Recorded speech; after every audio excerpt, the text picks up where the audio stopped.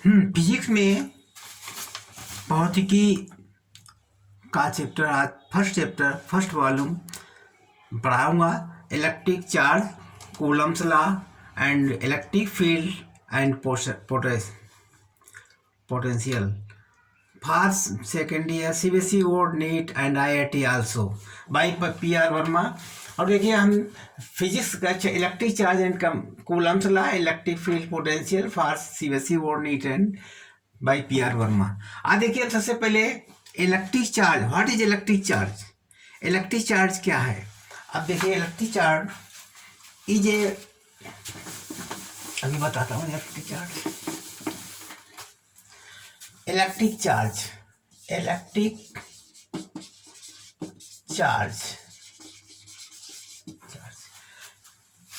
Electric charge क्या चीज है? ये लगभग काफी समय पहले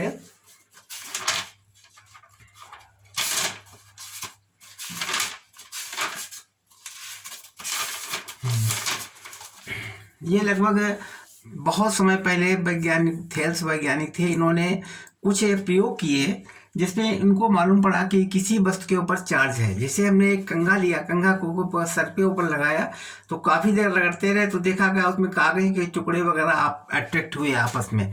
तो इनको कहते हैं, इसका मतलब है हमारे इसके ऊपर इलेक्ट्रिक चार्ज उत्पन्न हो गया है। अब देखिए इलेक्ट्रिक चार्ज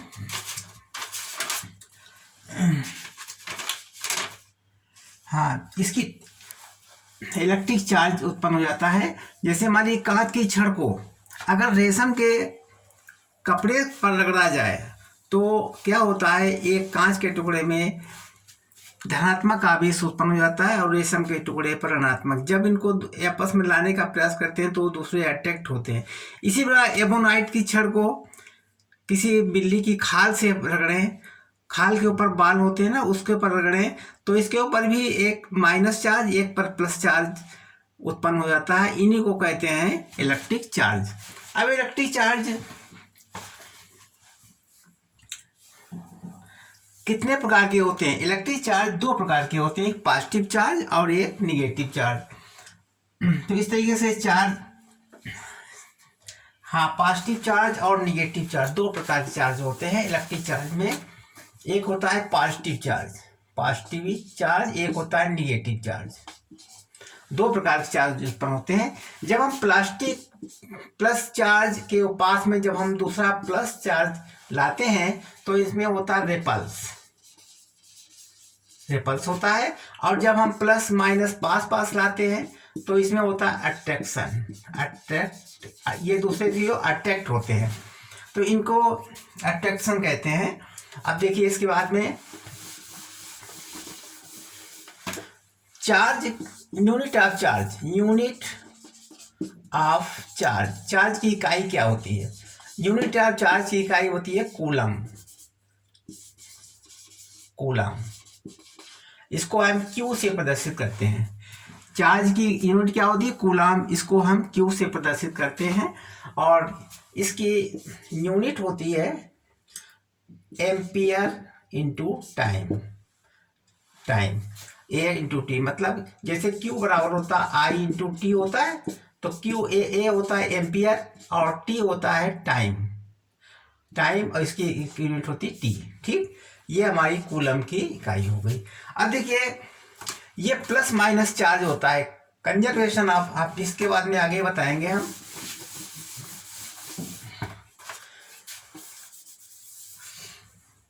ये प्लस और प्लस चार्ज ये दूसरों से एक दूसरे को हटाने का प्रयास करते हैं। इनकी अगर हम कंजर्वेशन ऑफ, इनको अगर हम रेखाएं खींची जाए तो क्या होगा? इस तरीके से देखिए ये दूसरे को हटाने का प्रयास करेंगे इधर से। अगर हम केवल प्लस चार्ज हो तो इसके ऊपर फील्ड ऐसा बनेगा, इस तरीके से चारों तरफ से फील्ड बनता है।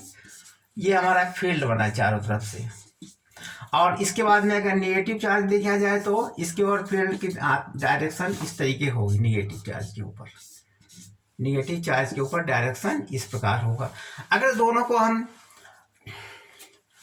पास लाएं, अगर हमारी ये प्लस है, यहाँ पर प्लस है, इसको पास लाएं तो क्या होगा? एक दूसरे से दूर हटने का प्रयास करेंगे।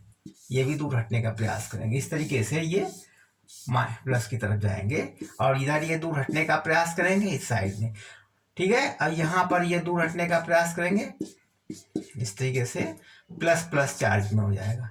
ये देखिए प्लस प्लस चार्ज में ये हमारे, ठीक है, इस तरीके से ये चार्ज लगेगा। अब देखिए इसके बाद में माइनस, प्लस और माइनस में क्या होगा, प्लस चार्ज ये है और यहाँ पर एक माइनस चार्ज, तो ये अट्रैक्ट होंगे एक दूसरे की तरफ इस तरीके से, ये और ये, ठीक है। और इस तरीके से ये अट्रैक्शन होगा चारों तरफ से। ये हमारा प्लस माइनस के हिसाब से कुछ किरणें इधर चली जाएंगी, कुछ बलरेखाएं इधर चली जाएंगी, इधर चली जाएंगी बलरेखाएं, और ये बलरेखाएं इस साइड में लिखी है, ये बलरेखाएं बाहर की तरफ चली जाएंगी, ठीक है। इस प्रकार से हमारा ये प्लस और माइनस का अट्रैक्शन होगा। अब देखिए आगे, conservation of charge, conservation of electric charge. Conservation, देखिए कंजर्वेशन मतलब होता है ये जो इलेक्ट्रिक चार्ज होता है वो न तो नष्ट नहीं होता है, इट इज नॉट कंजर्वेट। अब देखिए जैसे मान लीजिए कोई हमारा आइसोलेटेड पार्ट है, आइसोलेटेड, यहाँ पर हम एक चार्ज यहाँ रखा है, यहाँ पर 3 चार्ज मान लिया, यहाँ 2 चार्ज है, यहाँ पर -1 चार्ज है। तो अगर हम इसको हिला डुला करके और दूसरा देखा जाए तो यहाँ पर मान लीजिए किसी प्रकार से ये 3 चार्ज आ गए, यहाँ पर ये 3 है, ये 2 है, ये -1 है, तो यहाँ पर मान लीजिए हम 4, यहाँ पर 2 रख दें चार्ज, यहाँ पर रख दें प्लस के 6 रख दें, 6 रख दें, तो 6 रख दें यहाँ पर, 6 2 8, ये माइनस के चार्ज, तो इसका टोटल सेम हो जाएगा, यानी 3 + 2 - 1 बराबर कितना हो गया 4। और इसमें कितना हो जाएगा 2 + 6 - 4, तो इसका हो गया 8 - 4 बराबर 4, यह हो गया। तो इसका मतलब कंजर्वेशन ये न तो नष्ट होता है, न तो इसको बनाया जा सकता है, न इसको खत्म किया जा सकता है, इसलिए स्थायी रूप में रहता है। हमारे साथ प्लस माइनस संख्या के अनुसार डिवाइडेशन होकर कि कहीं प्लस में माइनस में हो जाते हैं, कहीं प्लस में, लेकिन उनका टोटल जो है वो एक पॉजिटिव होगा, बिल्कुल कंप्लीट होगा। अच्छा आप देखिए इसके बाद में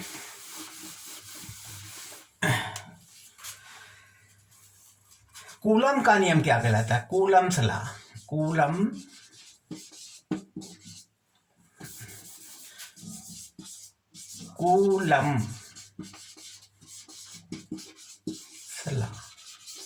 कूलम्स लॉ। देखिए जो मान लीजिए 2 चार्ज है, एक ये Q1 चार्ज है, एक Q1 चार्ज है और दूसरा Q2 चार्ज है, ठीक है। ये भी प्लस चार्ज है, ये भी प्लस चार्ज है, ये भी प्लस चार्ज है, और इसका डिस्टेंस यहाँ से सेंटर से इसका डिस्टेंस, यहाँ से इसका डिस्टेंस मान लीजिए r है।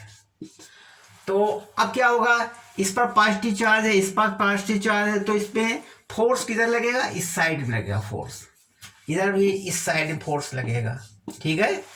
अगर एक माइनस में ई है, माइनस में लीजिए क्यू चार्ज प्लस में है और दूसरा क्यू चार्ज माइनस में है, तो फोर्स किधर लगेगा, इस साइड में लगेगा, ये फोर्स लगेगा, ठीक है। ये r डिस्टेंस है, चाहे ये प्लस प्लस हो तो इधर फोर्स लगेगा, अगर माइनस प्लस है तो इधर साइड में प्लस से माइनस की तरफ लगेगा फोर्स। तो इस तरीके से फोर्स की वैल्यू तो सेम आएगी, जो जैसा है उसी तरीके से फोर्स निकलेगा।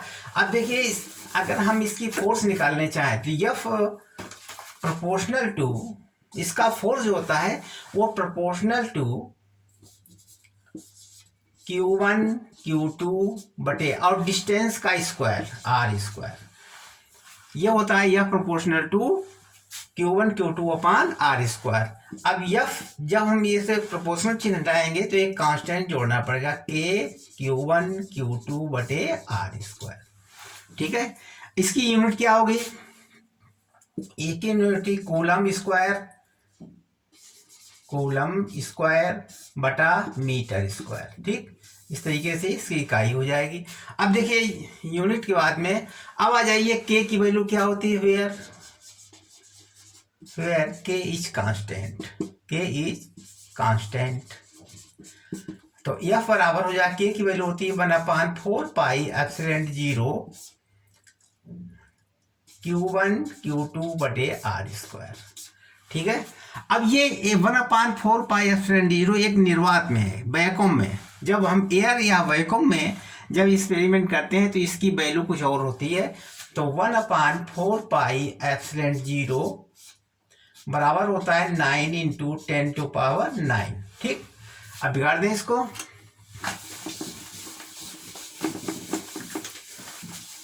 तो यहां पर F यानी उस कूलम का नाम F बराबर होगा 1/4 पाई एप्सिलॉन 0 Q1 Q2 बटे आर स्क्वायर। अब देखो ये 1/, इसकी वैल्यू होती है 1 बराबर 9 इंटू 10⁹ Q1 Q2 बटे आर स्क्वायर, ये हो जाती है। अब इसमें इसका मतलब 1, अगर हम इसमें एप्सिलॉन 0 का मान निकालने हैं, एप्सिलॉन 0 बराबर क्वेश्चन 0 का मान निकालना चाहें तो कैसे निकालेंगे? 1/4 पाई एप्सिलॉन 0 बराबर होता है 9 इंटू 10⁹। ठीक, क्योंकि इसी की वैल्यू ये रखी गई। अब इसका वैल्यू निकालना चाहें तो हम निकाल सकते हैं। अब देखिए 4 पाई एप्सिलॉन 0 बराबर हो जाएगा 1/9 इंटू 10⁹। इसका मतलब हो गया 4 इंटू, अब देखिए एप्सिलॉन 0 का मान निकालना चाहते हैं तो 4 पाई इंटू 9 इंटू 10⁹, ये आ गया मान। अब पाई की वैल्यू रख दीजिए इसमें, एप्सिलॉन 0 बराबर 1/4, पाई का मान होता है 3.14। पाई वैल्यू रख दी हमने, पाई बराबर हो जाए 22/7 होता है। 22/7 मतलब होगा 7 या 21, और 21 एक 22 होते हैं, 7 एकन 7, 7 या 21, 7 चौक 28, 7 से डिवाइड कर लीजिए 22 को। 7 एकन 7 या 21, यहाँ 1 बचेगा, 10 हो गए, 7 एकन 7। अब कितना हो गया यहाँ पर? 3 बचेगा, 7 चौक 38 हो गया, 7 चौक 28, 3.14 इंटू 9। अब ये 10⁹ है तो ऊपर हो जाएगा इंटू 10⁻⁹। ठीक है, 4 इंटू 4 पाई, पाई वैल्यू एक दिन 9, 10 की याद -9। अब E बराबर हो जाएगा, तो अब देखिए मल्टीप्लाई कर दीजिए 1 इंटू 10⁻⁹ अपान 9 चौक 36, 3.14 में मल्टीप्लाई कीजिए 36 का। अब 6 चौक 24, 4 से लगा 2, 6 एकन 6 2 8, 6 चौक 24, 4 से लगा 2, 6 एकन 6 2 8, 6 3 18। अब 3 गए 14 3 42, 3 का 9, जोड़ दीजिए 4 8 2 10, 8 4 12 1 13, 4 हो गया, 8 2 10, 8 4 12 13, 9 1 10, 1 11, इतना आ गया मान। अब पॉइंट लगा दिए 2 अंक बाद, इतना हो गया 100। तो यह 10 की घात -9 अपान 113.04, ये मान आ गया। अब इसको जब हम कैलकुलेट करेंगे तो इसका आंसर निकलेगा 8.85 इंटू 10⁻⁻12, ये आंसर निकलेगा। और इसकी यूनिट क्या होगी? अब यूनिट भी देख लीजिए इसकी, अब आगे बताएंगे इसको। यूनिट में, यूनिट के लिए E0 की यूनिट ऑफ E0 यहाँ लिख दीजिए, यूनिट ऑफ E एप्सिलॉन 0। तो यहाँ होता है F बराबर इतना है। अब E0 का मान कितना निकाले? 1/4 पाई, यूनिट निकाल सकते हैं 1/4 पाई। F बराबर होता है 1/4 पाई एप्सिलॉन 0 Q1 Q2 बटे आर स्क्वायर, ये होता है ना। अब इसको हम इधर जब लाएंगे तो E0 बराबर हो जाएगा Q1 Q2 बटे आर स्क्वायर अपान F। ठीक है, यह अपान F। ठीक है, इस तरीके से Q1 निकाल सकते हैं। यह हो गया कूलम स्क्वायर, यानी कि coulomb square upon newton metre square, ये यूनिट बन जाएगी। इस तरीके से इसकी यूनिट निकाल लीजिए। ठीक है, आगे फिर देखिए इसके बाद में फिर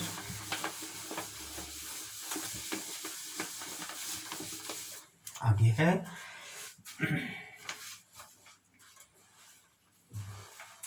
अब हम निकालेंगे intensity of electric field. Electric field क्या होता है? What is electric field? What is electric field? Electric field, अब देखो इलेक्ट्रिक फील्ड होता है ई बराबर होता है एफ अपान क्यू जी, Q F upon Q. Electric field का डायरेक्शन एफ का डायरेक्शन बराबर तरफ होता है। इलेक्ट्रिक फील्ड बराबर होता है एफ अपान क्यू। अब देखिए हम निकालेंगे मान intensity of the intensity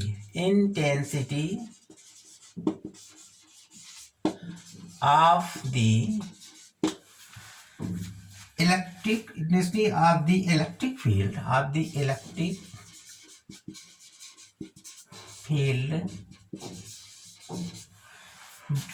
due to a point charge,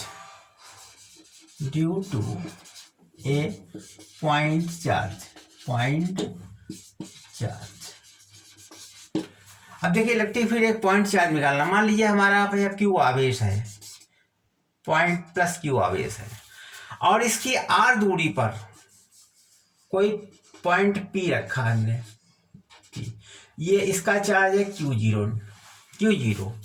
not, ये पर क्यू पी पॉइंट पर क्यू नॉट चार्ज रखा हुआ, और यहाँ से यहाँ तक का डिस्टेंस आर है, डिस्टेंस है।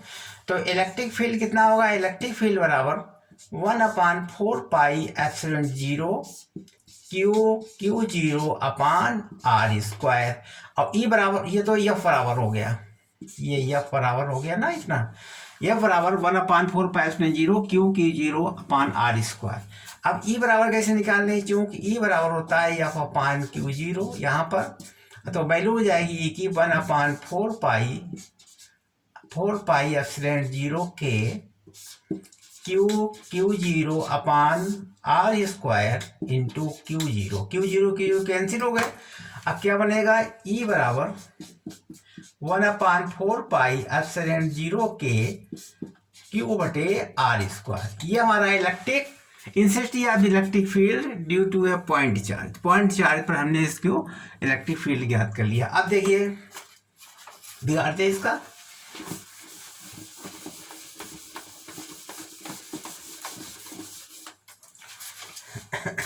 intensity of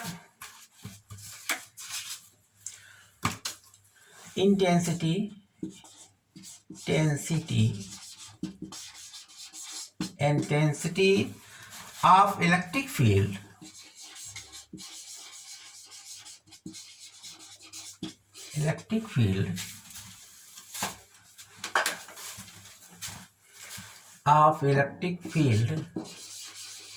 अरे यार बिल्कुल इतने रखो।